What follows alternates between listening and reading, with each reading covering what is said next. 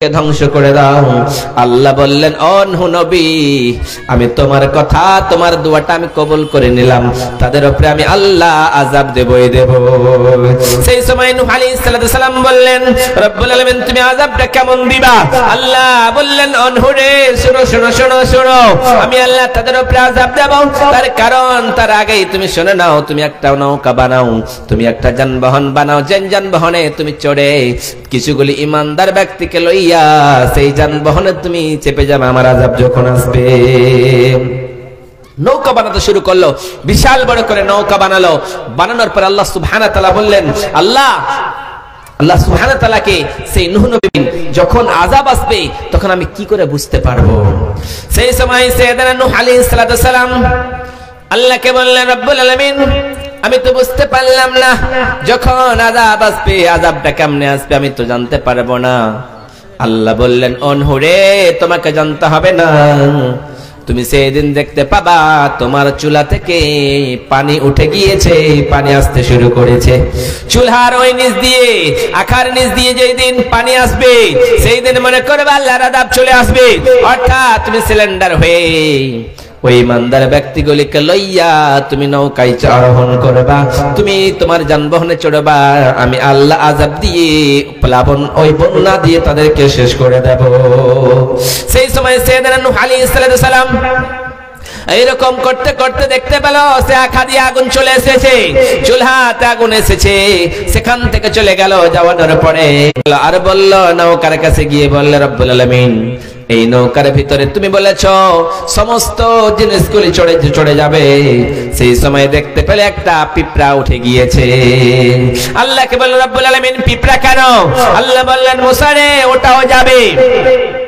তুমি দুনিয়ার ভিতরে জোড়া জোড়া জিনিসগুলিকে ওই নৌকার ভিতরে আরোহণ করো, আর আরোহণ করানোর পরে আমি আল্লাহ প্লাবন দিয়ে বন্যা দিয়ে এই বস্তি দুনিয়াটারে শেষ করে দেব।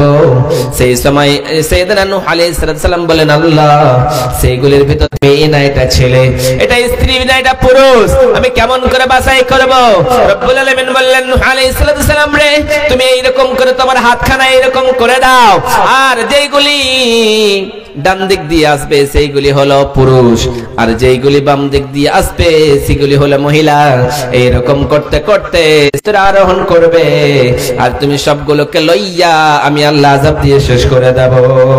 এইরকম করতে করতে যখন বাঘ এসেছে তখন সাল্লাল্লাহু বলেন, রব্বুল আলামিন, এই জায়গায় যদি বাঘ চলে আসে তাহলে বাঘ তো সব পশুদের খেয়ে নেবে, সবাই রেখে শেষ করে দেবে। আল্লাহ বললেন, ও নবী, তুমি চিন্তা করো না, ওই বাঘের ভিতরে আমি অলসতা এমন তৈরি করব, এমন অসুখ দেব, সেই বাঘের কোনো ক্ষমতা থাকবে না, কোনো তার শক্তি থাকবে না, বাঘ কিছুই খেতে পারবে না। সেই সময় বাঘ চললো, সাপ চললো, সমস্ত প্রাণীগুলি চললো, সমস্ত জিনিসগুলি চড়ে দিল ওই নৌকা। আল্লাহ এইরকম করে আল্লাহর আযাব দিতে শুরু করলো, বৃষ্টি পড়তে শুরু করলো। এই দুনিয়ার জমিনকে আল্লাহ বললেন, জমিন, তোর তলাদেশে যতগুলি পানি রয়েছে সব পানিগুলি তুই বের করে দে। আর এইরকম করতে করতে দুনিয়াটাকে ভাসিয়ে শেষ করে দিল। যখন এইরকম করে ভাসিয়ে যায় তখন সাইয়েদনা নূহ আলাইহিস সালাম তার পূর্বে তার ছেলেকে বলেছিল, ও আমার ছেলে কেনান, এখনো সময় রয়েছে, তুই এই নৌকার ভিতরে আরোহণ কর, আল্লাহ তোরে বাঁচায় নেবে। সেই সময় তার ছেলে বলেছিল, আমার আব্বা জান, আমি আল্লাহর আযাব দেখতে চাই, আমি এমন একটা চড়ে যাব, আমি পাহাড়ের উপরে চড়বো, এই পানি গিয়ে আমার কাছ পর্যন্ত পৌঁছাতে পারবে না। সেই সময় কেনান যেন পাহাড়ের উপরে চড়ে এলো, পাহাড়ের উপরে চড়ানোর পরে সেই জায়গায় পানি যাবে না মনে করতে শুরু করলো। রব্বুল আলামিন ডাকে দিয়ে বললেন, পানি রে, ওই পাহাড় পর্যন্ত ছুঁয়ে যা, কেউ বাঁচতে পারবে না। দুনিয়ার জমিনে যেইগুলি লোক, যেইগুলি প্রাণী, যেগুলি জিনিস চড়েছে ওই নৌকার ভিতরে, ওইগুলি ছাড়া দুনিয়ার একটাও প্রাণী যাতে বেঁচে না থেকে যায়, কিছুই বাঁচবে না, কিছুই বাঁচার জন্য আসেনি, সব চলে যাবে। দুনিয়াটারে সব প্লাবন করে দিল, সব বন্যায় ই করে দিল, পানি আর পানি করে দিল। তাহলে আল্লাহর আযাব এসেছিল না আসেনি? এসেছিল। হযরত লূত আলাইহিস সালাম যখন তার জামানায় তিনটা অন্যায় কাজ বেশি হতো, ডাকাতি হতো এবং অশ্লীলতা কাজ হতো এবং সেই জায়গায় ছেলেতে ছেলেতে মেয়েতে মেয়েতে সমকামী হতো, অন্যায় কাজ হতো, জিনা হতো। এই সময় লূত আলাইহিস সালামের কাছে কিছুগুলি লোক আসলো। কি আসলো? তার কওমের কিছু লোক আসলো, এসে বলছে, ও নবী লূত, আমি কি করব? আমরা অন্যায় কাজ করব, তুমি বাধা দিতে পারবে না।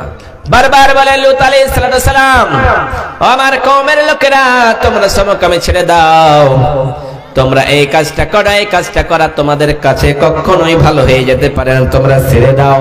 কিন্তু তারপরও ছাড়তে চাই না, শেষ পর্যন্ত তারা এই কাজ করতেই থেকে গেল। বারবার বারণ করে কিন্তু মানতে চায় না।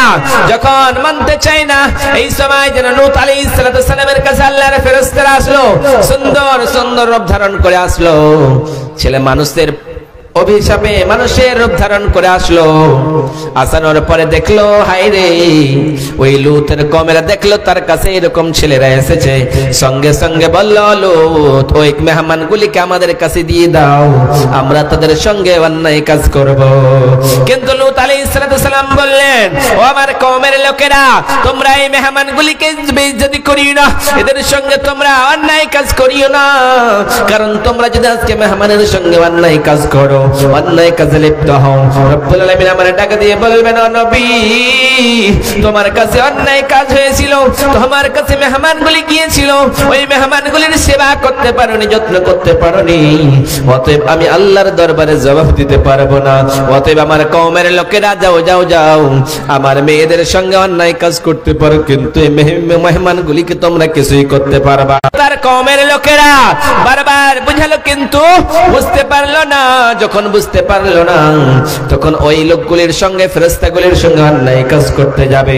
এই সময় রব্বুল আলামিন ওই দুনিয়ার জমিনের মানুষকে বললেন, ও দুনিয়ার মানুষেরা রে, আমি আল্লাহর আযাব বললাম, তোমাদের উপরে আযাব আসবে, আল্লাহর আযাব। সে আযাব আসলে কাউরে তোমাদের ছেড়ে দেবে না। সেই সময় নবী দোয়া করে দিল, যেমনি দোয়া করলো, তাদের উপরে এইরকম করে জমিনটারে উল্টে পাল্টে সব শেষ করে দিল। তাদেরকে শেষ করে দিয়েছে। সেই দেশটার নাম ছিল জর্ডান, সেটাকেও শেষ করে দিল। তাহলে আজকে যদি আমরা অন্যায় কাজ করি, জেনায় লিপ্ত থাকি, অন্যের সম্পদ লুটে নিই, অহংকার করি, জুলুম করি, তাহলে আল্লাহ আমাদের উপর আযাব দিতে পারে না? পারে না? পারে। কিন্তু আমাদেরকে আল্লাহ সুবহানাহু ওয়া তাআলা এই দুনিয়ায় পাঠানোর একটাই উদ্দেশ্য, যে তোমরা শুধুমাত্র ভালো কাজ করবা, খারাপ কাজ করবা না।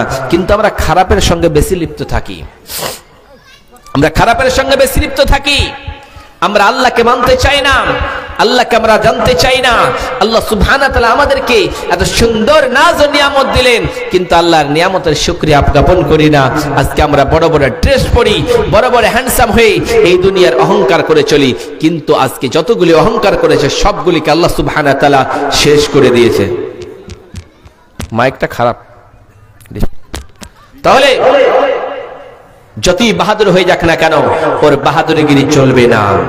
ওই জন্য রব্বুল আলামিন বলে, দুনিয়ার মানুষেরা, তোমরা যদি ঈমানদার হতে চাও, তোমরা তো ঈমানদার যদি হতে চাও, ইন্নামাল মুমিনুনা আল্লাযীনা ইযা যুকিরাল্লাহু ওয়াজিলাত কুলুবুহুম ওয়া ইযা তুলিয়াত আলাইহিম আয়াতুহু যাদাতুহুম ঈমানা ওয়া আলা রাব্বিহিম ইয়াতাওয়াক্কালুন। রব্বুল আলামিন বলে, মুমিন তো তারাই, তাদেরকে মুমিন বলা যাবে যারা দুনিয়ার জমিনে, ইন্নামাল মুমিনুনা আল্লাযীনা ইযা যুকিরাল্লাহু ওয়াজিলাত কুলুবুহুম, যখন অন্যায় কাজ করতে যাবে, খারাপ কাজে যাবে, তখন ওই লোকটার অন্তরটা ফেটে যাবে, ওই লোকটার অন্তরে আল্লাহর ভয় চলে আসবে। ও জানে আল্লাহ আমাকে পরীক্ষার জন্য পাঠিয়েছে, আমি দুনিয়ায় যদি অন্যায় কাজ করি তাহলে আল্লাহ দেখতে পাবে, ভালো কাজ করলেও আল্লাহ আমাকে দেখতে পাবে। সেই লোকটা কখনো অন্যায় কাজ করবে না, সেই লোকটা অন্যায় কাজ থেকে ফিরে আসবে, কারণ আল্লাহ তার অন্তরে ভয় দ্রাজ করেছে। আল্লাহ বলে, ওই লোকটা কখনোই অন্যায় কাজ করে নিতে পারে না, কখনোই করতে পারে না। ফিরাউন, আমরা সবাই নাম শুনেছি, সাইয়েদনা মূসা আলাইহিস সালামকে ওই ফিরাউনের জামানায় পাঠানো হয়েছিল। যখন ফিরাউন বেড়ে গিয়েছিল, ফিরাউনের জুলুম মানুষ সহ্য করতে পারছিল না, তখন আল্লাহ সুবহানাহু ওয়া তাআলা সাইয়েদনা মূসা আলাইহিস সালামকে ওই ফিরাউনের বাড়িতেই লালন পালন করলো।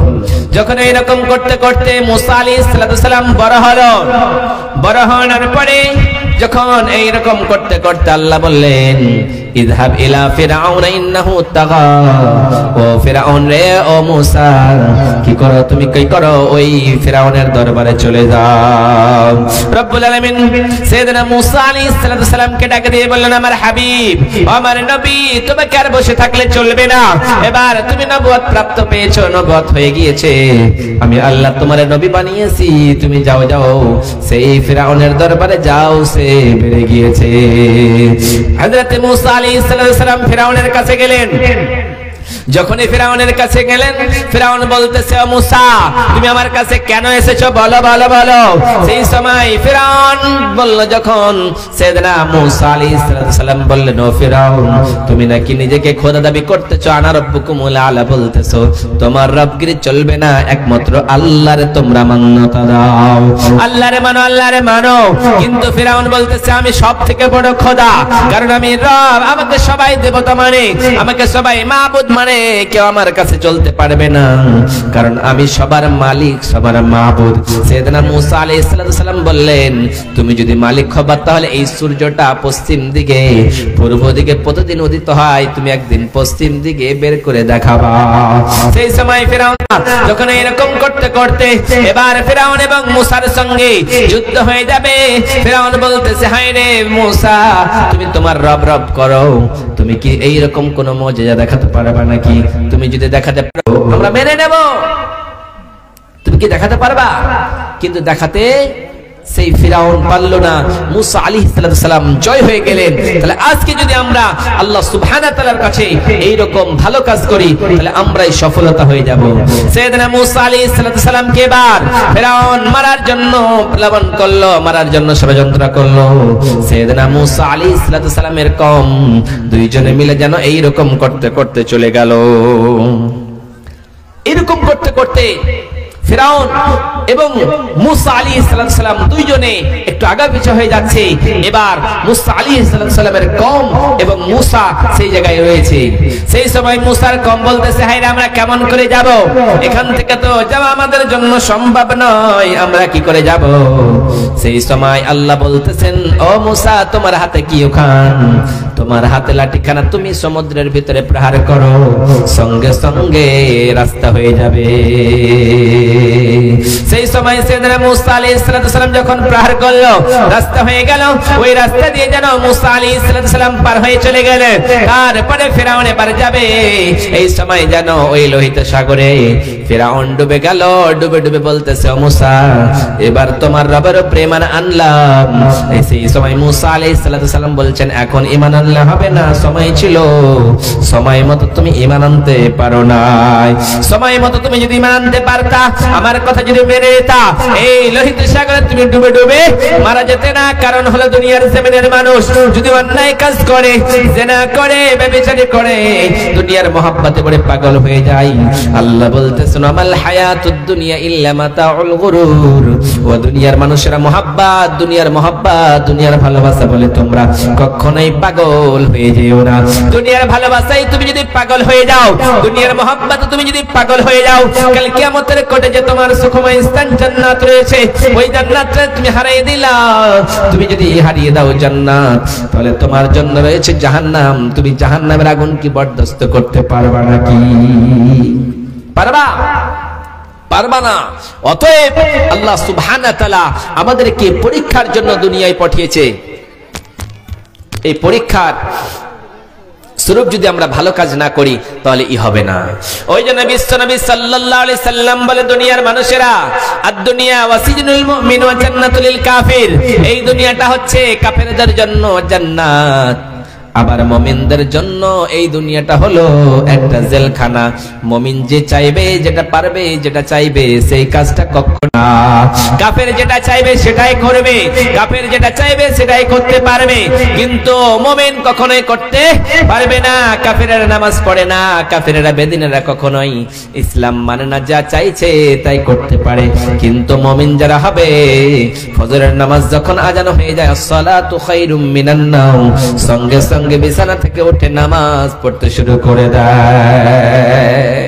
কারণ সে জানে আল্লাহ আমাকে রাস্তা দিয়ে পাঠিয়েছে, কিছু সময় দিয়ে পাঠিয়েছে 60-70 বছর, ওই বয়সের ভিতর থেকে আমাকে কিছু উপার্জন করতে হবে। ওই জন্য রব্বুল আলামিন বলে দুনিয়ার মানুষেরা রে, ইন্না ইলাইনা ইয়াবাহুম সুম্মা ইন্না আলাইনা হিসাবাহুম। ও দুনিয়ার মানুষেরা, আমি আল্লাহ তোমাদেরকে দুনিয়ায় পাঠালাম, আবার দুনিয়া থেকে তোমাদেরকে আমার কাছে ফিরে চলে আসতে হবে। এটা বলে তোমরা চিন্তা করো। দুনিয়ায় থাকার জন্য কেউ আসে নাই, দুনিয়া থেকে সবাই চলে যাওয়ার জন্য এসেছে। দুনিয়ায় শুধুমাত্র কিছুদিনের জন্য এসেছে। ওই জন্য রব্বুল আলামিন বলে দুনিয়ার মানুষেরা রে, এই দুনিয়া তোমাদের পাগল করে দিয়েছে। আলহাকুমুত তাকাসুর হাত্তা যুরতুমুল মাকাবির। ও দুনিয়ার মানুষেরা, দুনিয়ার মহাব্বত, দুনিয়ার ভালোবাসা তোমাদেরকে এইরকম করে করে পাগল করে করে রেখে দিয়েছে। যেই দিন তুমি কবরে যাবা সেই দিন বুঝতে পারবা এই দুনিয়ার মহাব্বত বেকার হয়ে গেল। কারণ দুনিয়ার জমিনে তুমি কি জানো না, এই দুনিয়া ছেড়ে চলে যেতে হবে।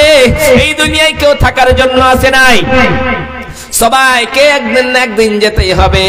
এই দুনিয়া থেকে যখন চলে যেতে হবে, তাহলে অহংকারী করে আমাদের কোনো লাভ হবে না, ফকর করে কোনো আমাদের লাভ হবে না। আল্লাহ বলছেন, ইন্নাল্লাহা লা ইউহিব্বু কুল্লা মুখতালিন ফখুরা।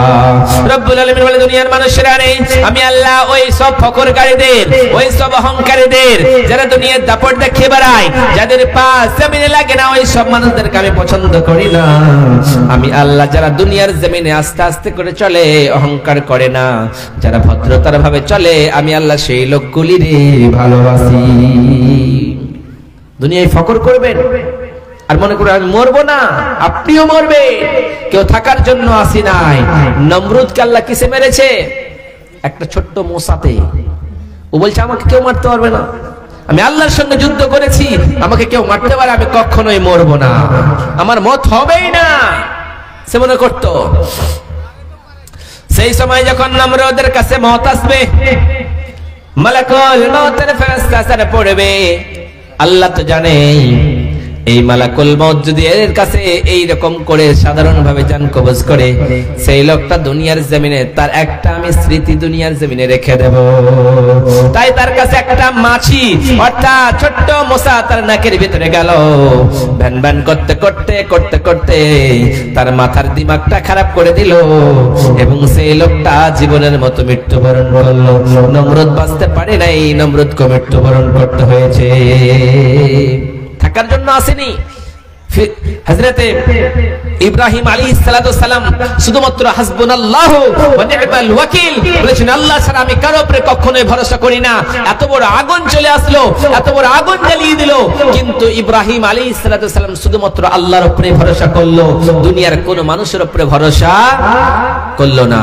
যখন ইব্রাহিম আলাইহিস সালাতু সালাম ঈমান ইসলাম প্রচার করতে শুরু করলো, ঈমান নিয়ে আসলে এক আল্লাহর উপরে, এক আল্লাহর উপরে ঈমান আনার কারণে, লোকদেরকে ইসলামের দিকে ডাকার কারণে ওই নমরুদ বলল, হায় রে, এই মূর্তি পূজাগুলি ছেড়ে দিয়ে ইব্রাহিম নাকি অন্য কোন ধর্ম পালন করে, তার রব কোথায় রয়েছে আমি দেখতে চাই।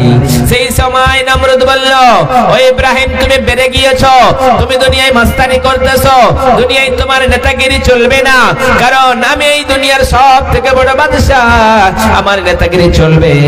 সেই সময় ইব্রাহিম আলাইহিস সালাম বললেন, তোমরা যে এই পূজাগুলি মূর্তিগুলোকে মানো, সেই দেব দেবতাগুলি তোমাদের কি কিছু ভালো করতে পারে না খারাপ করতে পারে? যেগুলি খেতে পাই না, সার শরীরে যদি একটা মাছি বসে যায়, সেই মাছিটা হটার মতো তার সামর্থ্য নেই, সেই পূজাগুলিকে তোমরা কি করে মান্যতা দাও? সেই সময় ইব্রাহিম আলাইহিস সালাম বলল, হায় রে, তোমরা মান্যতা দিতে পারবে না, কারণ আমি যে আল্লাহর উপরে ভরসা করে, সে আল্লাহ আমারে বাঁচাবে। যতই বড় বিপদে যাই না কেন, বিপদে পড়ি না কেন, সেই রব আমাকে বাঁচিয়ে নেবে, আল্লাহ ছাড়া কেউ বাঁচাতে পারবে না, সে আল্লাহ আমাকে বাঁচাবে। তখন নমরুদ কি করলো? সুন্দর করে আগুন জ্বালালো। কি করে জ্বালালো? আগুন জ্বালালো। আগুন জ্বালানোর পরে এবার বলল, হায় রে আমার লোকেরা, এবার কি করো তোমরা? ওই ইব্রাহিমকে ওই আগুনে নিক্ষেপ করো, আমি দেখতে চাই ওর রব কত বড় ক্ষমতাবান রয়েছে। ইব্রাহিম আলাইহিস সালাতু সালামকে যখন আগুনে ফেলবে, এই সময় রব্বুল আলামিন বললেন, ও আমার জিবরিল আমিন, যাও যাও যাও যাও। আমি আগুনকে বললাম, ও আগুন রে, তুমি কখনোই কসম কালো ইব্রাহিমের আঁচ অর্থাৎ একটা চুল পর্যন্ত জ্বলতে পারবে না, কারণ আগুন সৃষ্টি হলো আল্লাহর, আল্লাহর সৃষ্টি আল্লাহর কথা শুনে না শুনে না। সেই সময় রব্বুল আলামিন বলেন, কুল্লা ইয়া নারু কুনি বারদাও ওয়া সালামান আলা ইব্রাহিম, ও আগুন শোনো শোনো শোনো শোনো, তুমি কখনোই ওই ইব্রাহিমের উপরে আঁচ দিবা না, ইব্রাহিমের জন্য তুমি ঠান্ডা হয়ে যাও। আগুন সঙ্গে সঙ্গে ঠান্ডা হয়ে গেল, কিন্তু ইব্রাহিমের একটা চুল পর্যন্ত পুড়ে গেল না।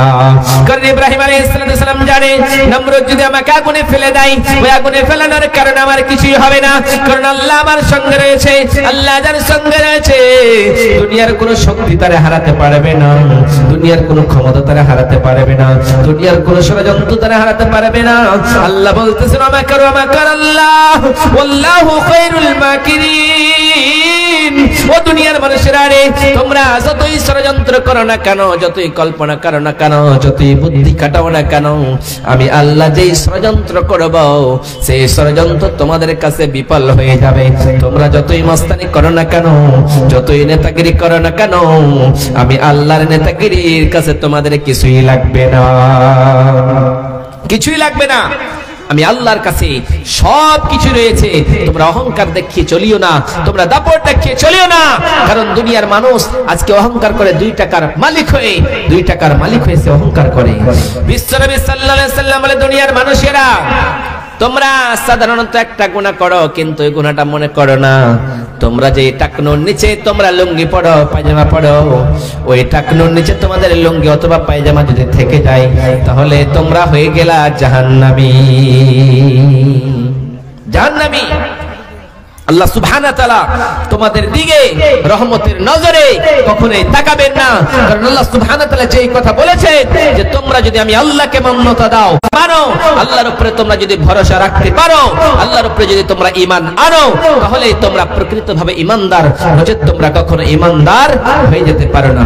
ওই জন্য রব্বুল আলামিন বলেন, ইন্নামাল মুমিনুনা আল্লাযীনা ইযা যুকিরাল্লাহু ওয়াজিলাত কুলুবুহুম ওয়া ইযা তুলিয়াত আলাইহিম আয়াতুহু যাদাতুহুম ঈমানা ওয়া আলা রাব্বিহিম ইয়াতাওয়াক্কালুন। 2 নম্বরে রব্বুল আলামিন বলেন, মুমিন হলো তারাই যখন তাদের সামনে কোরআন পড়া হয়, কোরআন তেলাওয়াত করা হয়, কোরআনের তেলাওয়াত শুনে, কোরআনের আওয়াজ শুনলে ওই ইমানদারদের ঈমান বেড়ে যায়, ওই মুসলমানদের ঈমান বেড়ে যায়। তারাই তো হলো প্রকৃতভাবে ঈমানদার, তারা ছাড়া কেউ ঈমানদার হয়ে যেতে পারে না। আজকে আমরা কোরআনের বয়ান শুনি, কিন্তু কোরআন তেলাওয়াত শোনার পরেও আমাদের ঈমান বাড়ে না, মনে করে নিতে হবে আমরা ঈমানদার নই, আমরা আল্লাহর কাছে প্রকৃতভাবে বান্দা হয়ে যেতে পারি না। আমরা যদি বান্দা হতাম, তাহলে আমরা কোরআন শুনে আমাদের চোখ দিয়ে টস টস করে পানি বেয়ে বেয়ে আসতো, পানি আসতো আমাদের চোখ দিয়ে, আমাদের শুনতে ভালো লাগতো। আজকে আমরা শুনি না, কিন্তু বিশ্বনবী সাল্লাল্লাহু আলাইহি সাল্লামের জামানায় ওই কাফিররা কোরআন শুনে বারবার শোনার জন্য যেত, কিন্তু আমরা কোরআন শুনতে চাই না। বিশ্বনবী সাল্লাল্লাহু আলাইহি সাল্লাম যখন কোরআন তেলাওয়াত করতেন, তখন আবু জাহেল, আবু লাহাব, উতবা, সাইবা এরা সবাই গিয়ে গিয়ে বিশ্বনবীর কোরআন শুনে শুনে আসতো। মুহাম্মদ নাকি কি তেলাওয়াত করে, আমাদের শুনতে খুবই ভালো লাগে। একদিন শুনে আসতো, ভালো লাগতো, আবার দ্বিতীয় দিন যেত, আবার তৃতীয় দিন যেত, এইরকম করে করে তারা কোরআন শুনতো। কিন্তু তারা তো শুনতো, কিন্তু অন্য লোকদের বলতো, তোমরা মুহাম্মদ যেটা বয়ান করে, মুহাম্মদ যেটা পড়ে, তোমরা কখনোই শুনতে যেও না। সেই জামানার লোকেরা যখন দূর দূরান্ত থেকে আসতো, তাদের বলতো, তোমরা কোরআন শুনো না, ওই লোকটার কাছে যেও না, মুহাম্মাদের কাছে যেও না, সেটা একটা পাগল লোক। কিন্তু লোকেরা বলে, পাগল লোকটা হলে কি হবে, আমরা দেখতে চাই। তখন লোকেরা বিশ্বনবীর কাছে যেত, বিশ্বনবীর চেহারা দেখে কোরআন তেলাওয়াত শুনে তারাও কালেমা পড়ে মুসলমান হয়ে যেত। কিন্তু আমরা কোরআন পড়ে আমরা কোরআন শুনি না। তারপরে রব্বুল আলামিন বলেন, الذين إذا ذكر الله إنما المؤمنون الذين إذا ذكر الله وجلت قلوبهم وإذا تليت عليهم آياته زادتهم إيمانا وعلى ربهم يتوكلون। বলুন। রব্বুল আলামিন 3 নম্বরে বলেন মুমিন হলো তারাই যখন তাদের সামনে কোনো আপদ আছে, কোনো বিপদ আছে, তখন শুধুমাত্র এক আল্লাহর উপরে ভরসা করে। মুমিন কখনোই কারো উপরে ভরসা করে না, শুধুমাত্র এক আল্লাহর উপরে ভরসা করে, তারাই হলো মুমিন। তারা ছাড়া কেউ মুমিন হয়ে যেতে পারে না। ভরসা আপনি কেমন করে করবেন? ভরসাটা আপনি কেমন করে করবেন? বিশ্বনবী সাল্লাল্লাহু আলাইহি সাল্লাম বলেছেন যে দুনিয়ার মানুষেরা লাউ আন্নাকুম কুনতুম তাওয়াক্কালুনা আলাল্লাহি হাক্কা তাওয়াক্কুলিহি লা রুজিকতুম কামা ইরযাকুত তাইর তাগুদু খিমাসান ওয়া তারুহু বিতানা। বিশ্বনবী সাল্লাল্লাহু আলাইহি সাল্লাম বলে দুনিয়ার মানুষেরা রে, তোমরা এক আল্লাহর উপরে কেমনে ভরসা করবা? তোমাদের ভরসাটা কেমন হতে হবে তোমরা শুনে রাখো। তোমরা ওই রকম করে ভরসা করবা আল্লাহর উপরে যতটুকু তোমাদের ভরসা করা প্রয়োজন, অর্থাৎ আল্লাহর উপরে তোমরা অনেক ভরসা করবা। তারপরে বিশ্বনবী বলেন লা তাকুদু খিমাসান ওয়া তারুহু বিতানা। দুনিয়ার মানুষেরা পাখিদের মতো তোমরা ভরসা করবা। ওই পাখিরা সকালবেলা নিজের বাসা থেকে কিচিরমিচির করতে করতে বের হয়ে যায়, যখন সন্ধ্যাবেলা হয়ে যায় আবার নিজের পেটটা উদর ভর্তি করে ওই পোকামাকড় গুলি খেয়ে খেয়ে আবার নিজের বাসায় চলে আসে। ওই পাখিরা কখনো মনে করে না আমার বাড়ি করব, আমার গাড়ি করব, আমার সম্পদ করব, আমার টাকা লাগবে, আমার গাড়ি লাগবে। সে কখনো মনে করে না, সদা সর্বদা মনে করে হায় রে আমি দুনিয়া দুনিয়া করি না। ওই পাখিদের মতো তোমরা যদি আল্লাহর উপরে ভরসা করতে পারো, আমি আল্লাহ তোমাদের রিজিক দিয়ে তোমাদের খাওয়ার বন্দোবস্ত করিয়ে দেব। কিন্তু আমরা আল্লাহর উপরে ভরসা করি না। আমাদেরকে যে পরীক্ষা দিতে পাঠিয়েছে আল্লাহ সুবহানাহু ওয়া তাআলা, সেই পরীক্ষাতে আমরা পাস করতে পারবো কি পারবো না? আমরা তো ঈমানই আনি না, আমরা তো ঈমানদার হতে চাই না। আমাদের ঈমান যদি থাকতো তাহলে আমরা কখনো মসজিদকে খারাপ বাসতাম না, এই মসজিদের জন্য দান করতাম। বিশ্বনবী সাল্লাল্লাহু আলাইহি ওয়াসাল্লাম বলেছেন মান বানা লিল্লাহি মসজিদান বানাল্লাহু লাহু বাইতান ফিল জান্নাহ। বিশ্বনবী সাল্লাল্লাহু আলাইহি ওয়াসাল্লাম বলে দুনিয়ার মানুষেরা রে, মান বানা লিল্লাহি মসজিদান বানাল্লাহু লাহু বাইতান ফিল জান্নাহ। তোমরা যদি দুনিয়ার জমিনে মসজিদ বানাও, আমি আল্লাহ তোমাদের জন্য জান্নাতে ঘর বানিয়ে দেব রে গোলাম। কিন্তু আমরা কি মসজিদের জন্য টাকা দিতে চাই? আমরা মসজিদের জন্য কিছুই দিতে চাই না। আল্লাহ বলছেন গোলাম, যখন দুনিয়ার জমিনে তুমি মসজিদের জন্য একখানা ইট দিবা, 1 টাকা দিবা, আমি আল্লাহ বাড়াতে বাড়াতে বাড়াতে বাড়াতে সেটাকে অনেক বাড়িয়ে দিই। তারপরে কাল কিয়ামতের কোটে তোমার যেই দিন কিছুই থাকবে না, আমি আল্লাহ বলবো গোলাম তুমি যে মসজিদের জন্য দান করেছিলা সেটা লইয়া তুমি জান্নাতে চলে যাও, জান্নাতে চলে যাও। কিন্তু আমরা মুসলমান, আমরা যদি মসজিদকে ভালোবাসি, এই মসজিদের জন্য দান করবেন।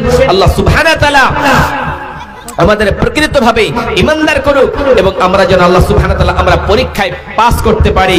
আল্লাহ আমাদের যতই বড় বিপদ দেখ না কেন, সমস্ত বিপদ থেকে আমরা উদ্ধার হয়ে যাব। আল্লাহ সুবহানাহু ওয়া তাআলা কখনো সবর ধৈর্য ধারণ করে আমরা জেনে যেতে পারি। এই বলে আমার বক্তব্য দিতে করছি। ওমা আলাইনা ইল্লাল বালাগ। তাহলে সমস্ত জিনিসকে আমাদেরকে মানতে হবে, না মানলে আমরা মুমিন হতে পারবো না। ব্যথা বেদনার পরে ফিরিয়া শুনি তুমি আপন ঘরে, দিনের আলো তুমি ছড়িয়ে দিতে চলে গেলে মদিনায় মক্কা ছেড়ে। হে রাসূল তোমাকে ভুলি আমি কেমন করে, হে রাসূল তোমাকে ভুলি আমি কেমন করে। হাজারো ব্যথা বেদনার পরে ফিরে আসনি তুমি আপন ঘরে, দিনের আলো তুমি ছড়িয়ে দিতে চলে গেলে মদিনায় মক্কা ছেড়ে। হে রাসূল তোমাকে ভুলি আমি কেমন করে। খেনা খেয়ে দিন প্রচারের কাজে নিজেকে দিয়েছো বিলিয়ে, তাই ফের কাফেরেরা চিনল না সে আলো, দুষ্ট ছেলেদের পিছু দিল লেলিয়ে। খেনা খেয়ে দিন কাজে নিজেকে দিয়েছো বিলিয়ে, তাই ফের কাফেরেরা চিনল না সে আলো, দুষ্ট ছেলেদের পিছু দিল লেলিয়ে। পাথরের আঘাতে ক্ষত বিক্ষত হয়ে সারা শরীর থেকে রক্ত ঝরে। হে রাসূল তোমাকে ভুলি আমি কেমন করে, হাজারো ব্যথা বেদনার পরে। ফিরে আসনি তুমি আপন ঘরে, দিনের আলো তুমি ছড়িয়ে দিতে, চলে গেলে মদিনায় মক্কা ছেড়ে। হে রাসূল তোমাকে ভুলি আমি কেমন করে, হে রাসূল তোমাকে ভুলি আমি কেমন করে। ওয়াখির দাওয়ানা আলহামদুলিল্লাহি রাব্বিল আলামিন। হায়াত বাকি তো মুলাকাত বাকি। আসসালামু আলাইকুম ওয়া রাহমাতুল্লাহি ওয়া বারাকাতুহু।